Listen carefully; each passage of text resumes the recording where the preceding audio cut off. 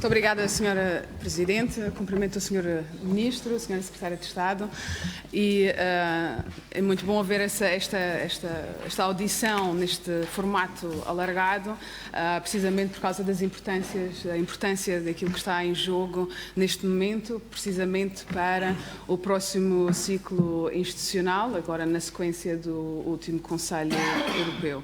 Eu gostaria de recordar que o PSD fez repetidamente, ao longo das últimas semanas, vários apelos ao Governo, e especialmente para o chefe de Governo, para que atue precisamente pela razão pela qual está na mesa das negociações, que é ser chefe de Governo, e tendo em conta os interesses nacionais do país, em primeira linha.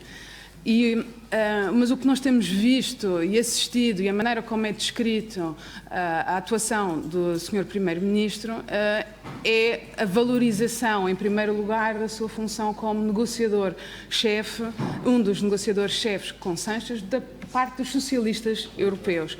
Houve, assim, em todo este processo, uma excessiva partidarização da posição do país. E temos visto isso ao longo do processo, quando vemos o Primeiro-Ministro de Portugal a exagerar nos ataques pessoais tão ostensivos e pouco discretos, deixando uma posição de um trabalho de desgaste que foi dado ao Primeiro-Ministro de Portugal, enquanto o Presidente francês e também Sanches depois acabam por recolher todos os louros, precisamente, do trabalho de desgaste do Primeiro-Ministro António Costa, chefe dos negociadores socialistas. E consideramos que isto acaba por fragilizar o país. Mesmo depois do fim do acordo de Osaka, e abro aqui um parênteses, porque apontei aqui de forma muito sintética a lista que o Sr. Ministro apresenta como os pontos positivos e os pontos negativos. 5.5, pergunto porque é que Portugal votou a favor do acordo e porque é que não se absteve, então, no fim do acordo, se está 5.5. E, na verdade, quando nós olhamos aqui para os pontos negativos que o Sr. Ministro apresenta, a questão da impossibilidade de propor ao Parlamento Europeu um dos principais candidatos para as eleições europeias. Chora-se agora lágrimas de crocodilo por causa da morte, neste caso, do processo do Spitzenkandidat. Mas nós recordamos que já no ano passado o PSD apresentou uma pergunta ao Governo, porque já no ano passado Portugal apresentava-se como um dos principais céticos de todo o processo Spitzenkandidat, e agora apresenta lágrimas de crocodilo, quando isto aqui é tudo uma farsa e tudo uma grande peça de teatro que nos vem aqui apresentar, porque convém recordar que Frans Timmermans não foi o primeiro eleito, e os socialistas não foram o principal partido eleito nestas últimas eleições. E isso é algo de lamentar.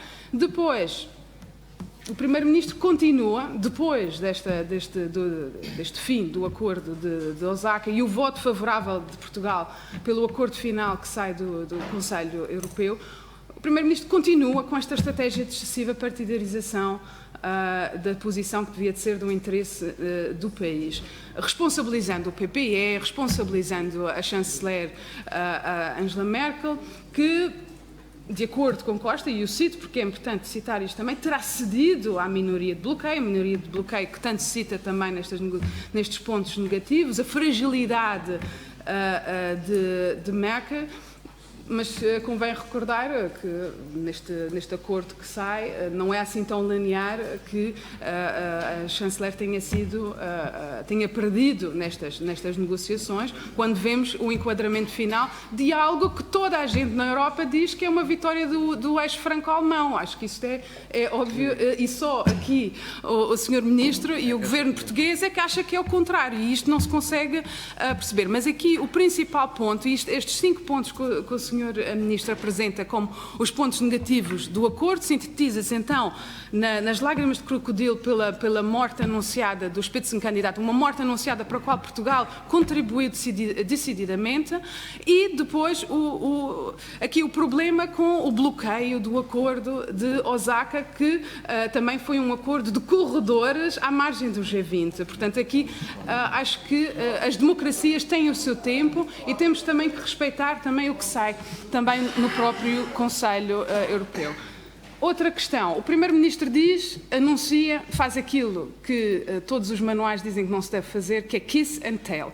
E o Primeiro-Ministro disse que foi sondado para um alto cargo.